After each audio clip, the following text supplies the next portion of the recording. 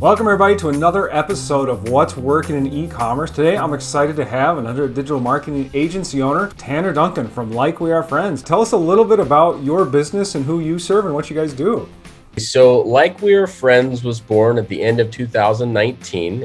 It was built by myself and my life partner and best friend to build an e-commerce agency that helps small to medium-sized businesses scale through paid social and email marketing. The concept of Like We Are Friends was born out of the idea of wanting to truly embody how we work with our partners. We value personal relationships over transactional ones, and we work very closely with the teams that we serve as if we're friends. It speaks exactly to how we approach relationships and how we operate. And then it's something we felt like we could build a brand around. It's just really important for me to be able to showcase to potential clients or clients that we serve that we really are partners and we're extensions of their team. And we want to be in a relationship with them for years to come. And that's just something that's very important to us is honesty, transparency, and truly having a solid relationship with the businesses that we work with. Tell us a little bit about what you're seeing in your world. What's working for e-commerce stores to help them grow their traffic, leads, and sales? As probably anyone knows that's watching this, we're in a really weird time with advertising with a lot of new data privacy laws coming about, specifically iOS 14, and with the looming enforcement date that Apple's going to be implementing app tracking transparency. The general feeling out there is a little uneasy, right? Because of that, we know that we're going to start to lose some visibility in data, but what we're not going to lose are the fundamentals of marketing and advertising. Now more than ever, it's important to optimize around the ad account, then specifically optimizing within. And that doesn't mean we don't optimize in the ad account. What that means is we can control more of what happens in the user experience and how they're interacting with our product than we can with how the platforms are acting, right? So with Facebook losing data and signals and that loss in visibility, we can't really control that. It's going to hurt optimizations on a granular level, but we can still focus on optimizing our businesses. So our approach with clients has been to ingrain ourselves more in their business and the offer that they're presenting and their landing page experiences and in their creative to help increase the return overall. At the end of the day, it doesn't matter how great your structure is in the ad account. If outside of the ad account, the offer, the landing page, the creative is not well optimized, you're not going to see maximum efficiency out of your strategies. We were leveraging a reporting platform called Motion.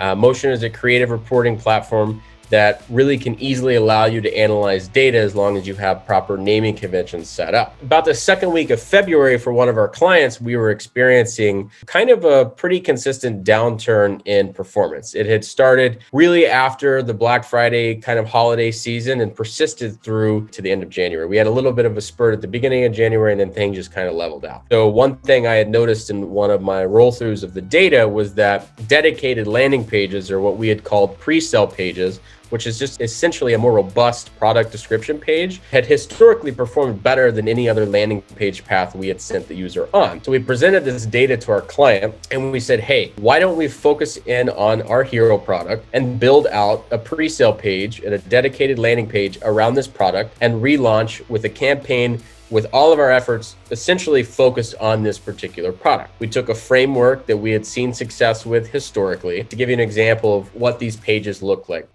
So here is a brand that we love. It's called Omsom. This is not a brand that we work with, but it's a brand that we pulled inspiration from. This particular landing page, outside of the fact they just have amazing branding in general and their colors pop and it really makes you gravitate towards the information on this page, we want to look at this is in two parts. We want to look at it as what's above the fold and what's below the fold. Above the fold, we're going to want to make sure the following things are incorporated. One, we want to make sure the brand name is there. So we see Omsom right there. We want to make sure that there's a captivating headline, real Asian flavors in minutes.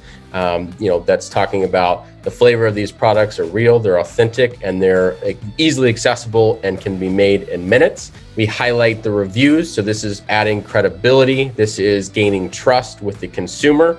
We also have a little offer here mentioning that orders over $35 ship free. And then we have a call to action. Very important. Absolutely. If there's nothing else you must have a call to action above the page. Now, as we go below the fold, you want to be able to explain to the user why. Why is this a product you need? Why is this a product that's going to benefit you or solve your problem? So Omsom does a great job of this here. They're going on to showcase the publications they've mentioned in. As we go on down the page, it explains how this product works. Leveraging icons and very digestible content is very powerful as well.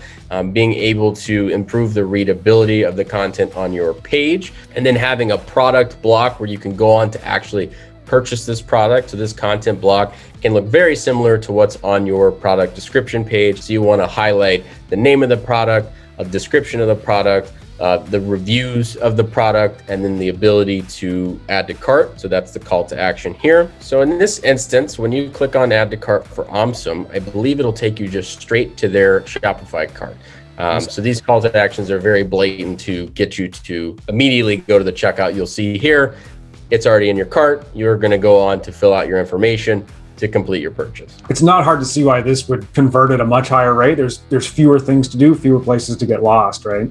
Absolutely. And I mean, I think it goes beyond just what your normal product description page is going to have from an information perspective, because if you think about it, this is a much more long form concept. And at least in this example, they're even highlighting other products that they have available. Pre-sale page, right? You're kind of prepping for the initial sale. You're doing that by creating these pages that have a little bit more, robust information than maybe a product description page has. And then they have a meet the founders. So I think that if you have a good founder story, if your founders are an integral part of the brand story, that this is also going to be very powerful, especially even on a page where you're sending a lot of prospecting traffic to, because you want to be able to make that connection. And to showcase founders in this light and to tell a story helps disarm and gain trust within the user. So that's a very powerful component as well. Those are some foundational elements that we built these pages upon. Through about $4,000 spent on this particular account, before we had built out this dedicated landing page, we were at about a 2.25 or a little bit under marketing efficiency ratio. Marketing efficiency ratio, let's just make it really simple. It's your blended return. So it's your total revenue divided by your total ad spend across all platforms. This is really what we look to now as our North Star, as visibility on advertising platforms is depleting. For example, you might see on Facebook in any given day, you're at a 1.2 overall return on ad spend. But if you look at your Shopify or whatever e-commerce solution you're working within, you see your revenue is actually where you want it to be at. Your North Star is really going to be looking at what your total revenue is in your commerce solution divided by what your total ad spend is, and then basing your goals off of that. And that can help you around some of these iOS 14 updates and things like that of, we know how much we spent, we know how much we did in sales, and let's compare them and see where we're really at. Is that right? Absolutely. And so it just allows you to have that broad, holistic outlook on the financial standing of your business. That specific test where we built out a dedicated lander, like I had mentioned, we were at just about 2.14 times blended return through $4,000 in spend. The storefront doesn't spend too much. After that, when we instilled the landing page, for the rest of the month, we went on to end at a just over a 4. So 4.1 times return on our blended through 12,500 spent. So that's what I believe the first 10 days of February, we were at a 214 through 4,000 spent. And then we would go on to spend an additional $12,500 at a 4.1 times return, specifically focusing in on, again, optimizing around the account. In this particular situation, it was a landing page. And that was what allowed us to achieve that success. I think building around those concepts, whether it's landers, whether it's creative, whether it's focusing in on your offers, that and sticking true to those foundational marketing and advertising principles, what will allow you to have the most success as we move forward into not a dataless world, but a world that has a little bit less data than we've been accustomed to. Can I ask too, when you say, I don't know if you said optimizing around the account or outside the ad account, you're building these custom landing pages. What kind of tools are you using for that? Let's say the client's on Shopify, they've got a product page on that. What's the page they see before the Shopify product page? What's that built with? So we utilize Shogun. So Shogun is a page building app within Shopify. Something that's recently caught my eye. And I don't know if you're familiar with Figma, Eagan, but it's almost like a Photoshop situation. You can build out wireframe concepts within it. It really allows you to basically build out concepts and ideas. We're actually, my partner is using it to wireframe our website right now. There's this app called builder.io, which will actually allow you to build out your wireframe in Figma, and it'll just transport that over into a real-time Shopify landing page. If I am correct, I believe, I have not tested it, but it's something I'm interested in. So while Shogun is a solution that you can build dedicated landing pages within, I'm interested in this concept because for someone who's not, I don't do code. Most of the time when I'm working on these landing pages, I'm coming up with the structure on pen and paper or guiding a developer through the process. I'm interested to play around with something that makes it a little bit more accessible for someone like me that does not have experience in HTML, CSS, etc. Can I ask from the customer's perspective, are they on the same domain the whole time? Is there a subdomain? Does it look like they're changing websites at all when they go from the custom landing page to the e-commerce page? Yeah, we use the same domain, and then the slug at the end is just changed for whatever that dedicated landing page is, right? So let's say it's www.likewearefriends.com, and let's say it's a contact form for paid social. Maybe it's just /paid-social-form, right? So we're not changing up domains or leveraging subdomains. We just have it pretty straightforward, and it's connected to the actual core domain of the website. Thank you so much, Tanner. Where can people find you and learn more? We're still working on our website, but we do have a contact form up there right now at likewearefriends.com. So if you want to get into contact with us, you can fill out the information there. It talks about some of the services we provide. We should be putting out our website within the next couple weeks, trying to get that up in the way that we want it to. But yeah, right now, if you want to contact us, you can go to our website. It'll give you to a form and you'll be able to get right in contact to my partner or myself. Rock on. Thanks so much for sharing what's working in e-commerce, Tanner. Thank you, Eagan. Thank you for having me.